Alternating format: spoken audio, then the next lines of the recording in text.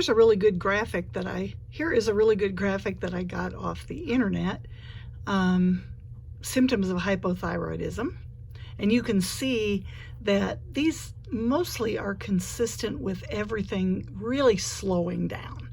Just imagine, if your thyroid is going well, imagine somebody sort of talking at a normal pace, but then things start to slow down and the voice just gets lower and it drags. And that's kind of what happens mostly when your thyroid isn't producing enough T3 and T4. So you're going to be tired. You're not going to be able to tolerate cold very well. You're going to have constipation and weight gain, usually only about 20 pounds, but some people gain a lot more. Headaches, brain fog. The reproductive system isn't going to be working right, so infertility can sometimes be a common side effect of hypothyroidism. Depression, just kind of a slowing down of all your functions, except, oddly enough, the menstrual periods. Like I said, they get very heavy. Let's see, I want you to look at the third thing, loss of eyebrow hair. I found this really interesting. My daughter, who went through the cosmetology program here a few years back, said that many times women don't realize when they're getting, when their thyroid is not functioning as well, because sometimes the signs are very subtle, and a lot of times it's their hairdresser who will notice as they're working on her hair or the face that the last third of the eyebrows have disappeared.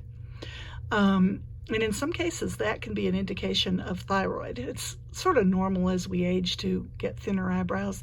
But if you've got a young, otherwise healthy woman with very short eyebrows all of a sudden, that the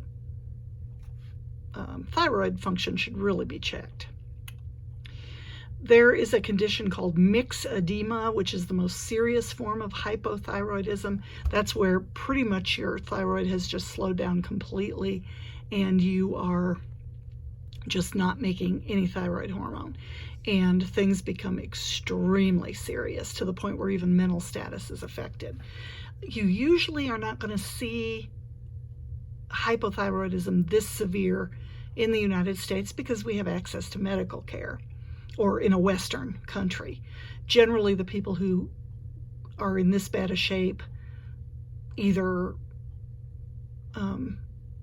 don't have health insurance and have really put off any kind of health care for a long, long time, and even that is pretty rare, or they live in an area where health care is just not available.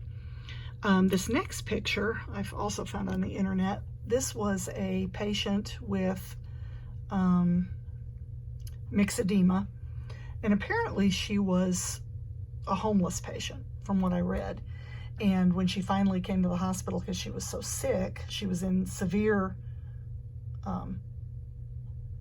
she had severe lack of thyroid function. So she was treated pretty heavily, and you can see the difference in her initial appearance at the hospital and then a year later, how much different she looks. Her hair's grown back. She's lost all that edema. Now, the site that I read swore that that was her left foot with her right foot a year later. Now, you can see in the face that the woman is the same. You can see the resemblance. And, to me, I buy that.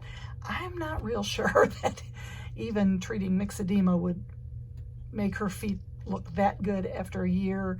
So I am skeptical about the feet, but I do feel that that's an accurate representation of the woman's face. So hyperthyroidism is when you have a whole separate issue.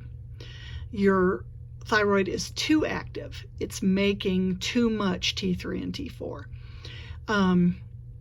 Oddly enough, when you see too much T3 and T4, many times the TSH, thyroid stimulating hormone, will be very low because the pituitary has kind of shut off stimulation to the thyroid in an effort to get it to stop making so much thyroid hormones. On the other hand, if you have a very slow production of T3 and T4 in hypothyroidism, many times the TSH will be abnormally raised because it's trying so hard to stimulate that thyroid.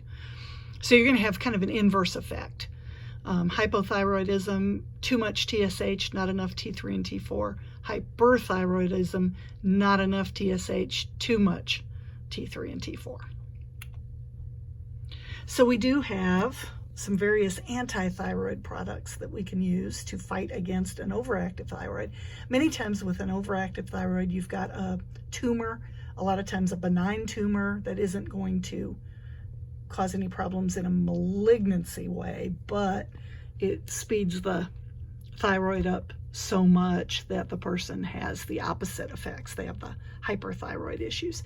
And so if that's the case, sometimes part of the thyroid will have to be removed, or thyroid function might have to be knocked out with various medications. So we'll talk about some medications that can do that. And it's a little bit complicated, so I'm going to stop here and then just pick it up in a few minutes.